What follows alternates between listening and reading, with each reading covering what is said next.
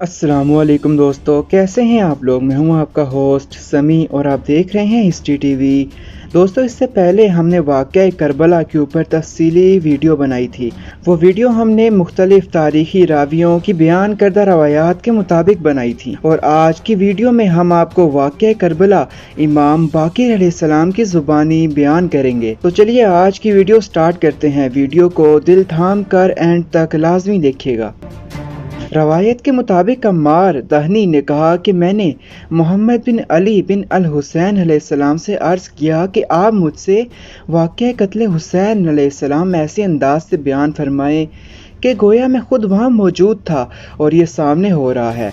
इस पर हज़रत मोहम्मद बाक़िर अलैहिस्सलाम ने फरमाया, अमीर मुआविया के इंतकाल के वक्त हज़रत मुआविया का भतीजा यजीद का चचेरा भाई वलीद बिन उतबा बिन अबी सुफियान मदीना मुनव्वरा का गवर्नर था। वलीद ने हस्बे दस्तूर हज़रत हुसैन अलैहिस्सलाम को पैगाम भेजा कि इनसे नए अमीर यजीद के लिए बैत लें।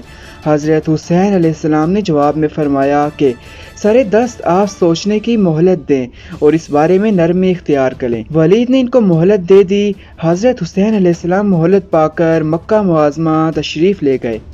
कोफा वालों को इसका पता चला कि हज़रत इमाम हुसैन अलैहिस्सलाम तो मक्का शरीफ पहुंच गए हैं, तो उन्होंने अपने कासिद हज़रत इमाम हुसैन अलैहिस्सलाम की खिदमत में रवाना किए और इनसे दरख्वास्त की कि आप कोफा तशरीफ़ ले आएँ, हम आप ही के हो गए हैं।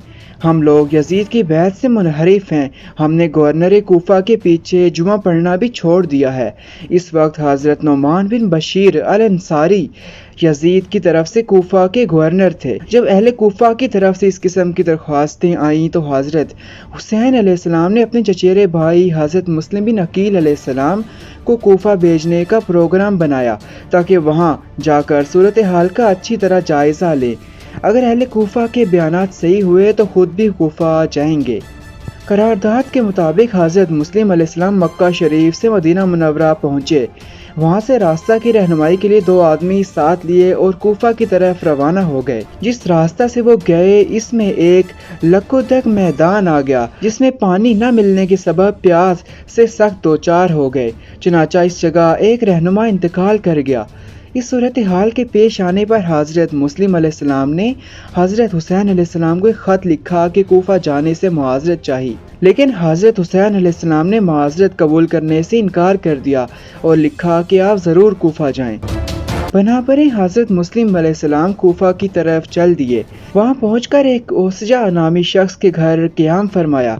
जब अहले कोफा में हज़रत मुस्लिम अलैहिस्सलाम की तशरीफ़ आवरी का चर्चा हुआ तो वो खुफिया तौर पर इनके यहाँ आए और इनके हाथ पर खुफिया तौर पर इमाम हुसैन अलैहिस्सलाम की बैत करने लगे। चनाचा 12,000 अशखास ने बैत कर ली। दरें असना यजीद के एक कारिंदा अब्दुल्ला बिन मुस्लिम बिन शोबा हजरमी को इसका पता चला तो इसने सारी कार्रवाई की इत्तला गवर्नर कोफा नुमान बिन बशीर को दे दी। साथ ही कहा कि या तो आप वाक़ितन कमज़ोर हैं या कोफा वालों ने आपको कमज़ोर कर रखा है। देखते नहीं कि शहर की सूरत हाल मदहोश हो रही है। इस पर हज़रत नुमान रज़ी अल्लाह तआला अन्हु ने फरमाया कि मेरी ऐसी कमज़ोरी जो हर बनाए तहाते लाई हो वो मुझे हर कुव्वत व ताकत से ज़्यादा पसंद है जो इसकी मुसीबत में हो। मुझसे ये नहीं हो सकता कि जिस अमर पर अल्लाह ताला पर्दा डाले रखे ख्वाह मुखा इस पर पर्दा को फाश करूँ। इस पर अब्दुल्ला मज़कूर ने यह सारा माजरा यजीद को लिखकर भेज दिया। इस पर यजीद ने अपने एक आज़ाद करदा सरहून नामी गुलाम से इस बारे में मशवरा लिया। इसने कहा, अगर आपके वालिद जिंदा होते और आपको कोई मशवरा देते तो इसे कबूल करते? यजीद ने कहा, ज़रूर। गुलाम सरहून ने कहा, तो फिर मेरा मशवरा यह है कि आप कोफा की गवर्नरी उबैदुल्लाह इब्न ज़ियाद के सपुर्द कर दे। इधर सूरत हाल ऐसी थी कि इन दिनों यजीद उबैदुल्लाह मज़कूर पर नाराज़ था और बसरा की गवर्नरी से भी इसे माज़ूल करना चाहता था, मगर सरहून के मशवरे पर इसने इज़हार पसंदीदगी करते हुए बसरा के साथ कोफा की गवर्नरी पर भी उबैदुल्लाह इब्न ज़ियाद को लगा दिया और लिख दिया कि कोफा पहुंचकर मुस्लिम बिन अकील अलैहिस्सलाम को तलाश करो, अगर मिल जाए तो इसे कत्ल कर दो। इस हुक्म की बिना पर उबैदुल्लाह बसरा की चंद सरकर्दा लोगों के हमरा इस हालत में कोफा पहुंचा कि इसने ढांटा बांध रखा था ताकि इसे कोई पहचान न सके। وہ اہل کوفہ کی جس مجلس سے گزرتا اس پر سلام کرتا اور وہ حضرت حسین علیہ السلام سمجھ کر وعلیکم السلام یا ابن رسول اللہ صلی اللہ علیہ وسلم اے رسول اللہ کے بیٹے آپ پر بھی سلام ہو سے جواب دیتے۔ اسی طرح سلام کہتا اور جواب لیتا ہوا وہ قصر عمارت پہنچ گیا۔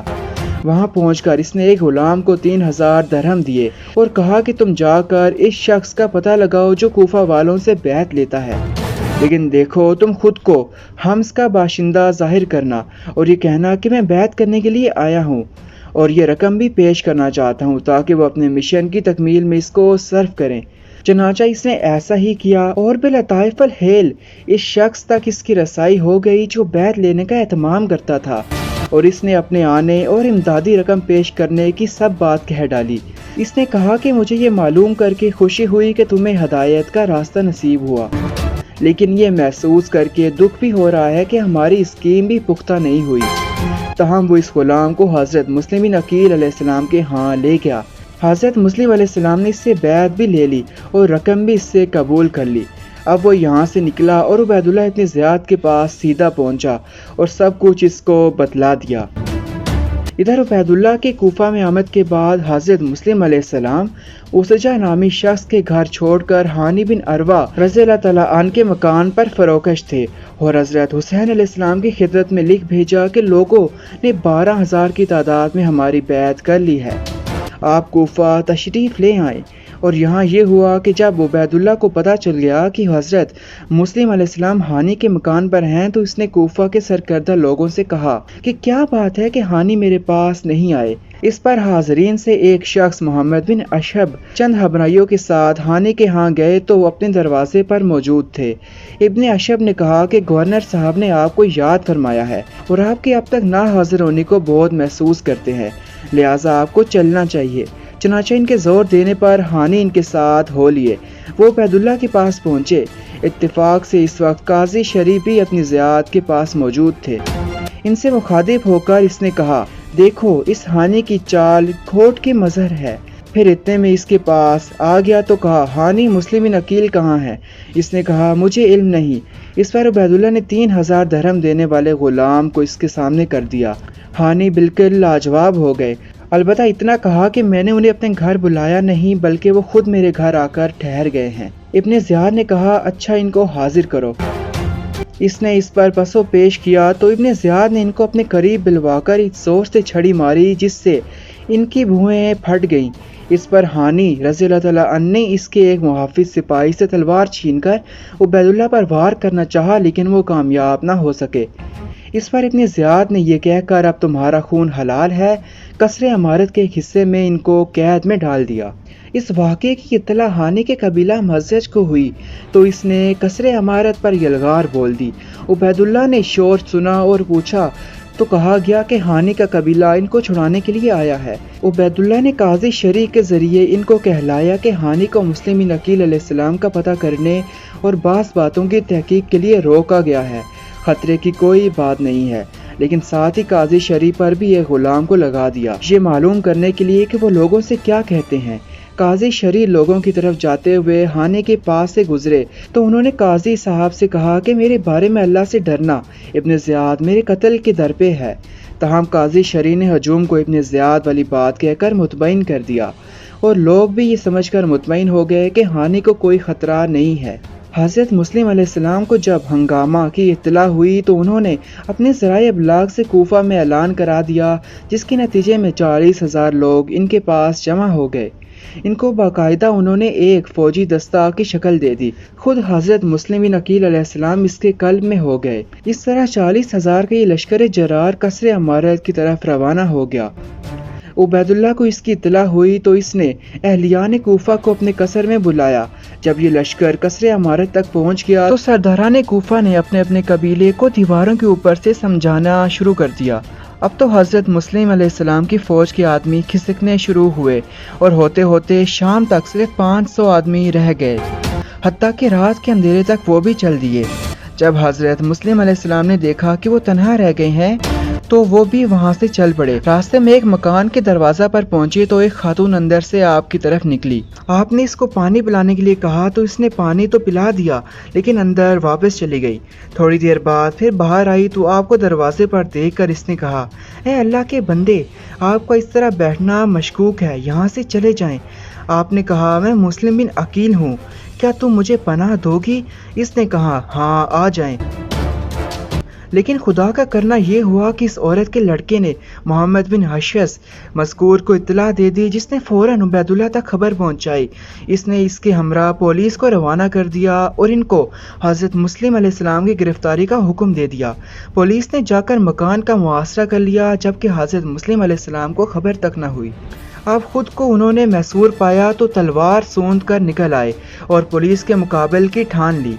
लेकिन इब्ने हशस ने इनको रोक कर कहा कि मैं जिम्मेदार हूँ, आप महफूज रहेंगे। बस वो हज़रत मुस्लिम को इब्ने ज़ियाद के पास पकड़ कर ले गए। चुनांचे इब्ने ज़ियाद के हुक्म से उन्हें कसरे इमारत की छत पर ले जाकर कत्ल कर दिया गया और इनकी लाश बाजार में लोगों के सामने फेंक दी गई।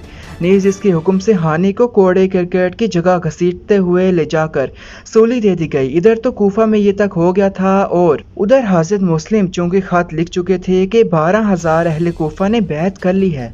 हज़रत हुसैन अलैहिस्सलाम जल्द अज जल्द तशरीफ़ ले आए, इसलिए हज़रत हुसैन अलैहिस्सलाम मक्का शरीफ से कूफा की तरफ रवाना हो चुके थे। आप कादसिया से 3 मील के फासले पर थे कि हुर बिन यजीद अल तमीमी हज़रत हुसैन अलैहिस्सलाम के काफिले को मिला। कहाँ तशरीफ़ ले जा रहे हो? आपने फरमाया, कूफा। इसने कहा कि वहाँ से तो किसी खबर की तवक्का नहीं, आपको यहाँ से ही वापस हो जाना चाहिए। फिर हुर ने कूफियों की बेवफाई और हज़रत मुस्लिम अलैहिस्सलाम के कत्ल की पूरी रवादात आप अलैहिस्सलाम को सुनाई।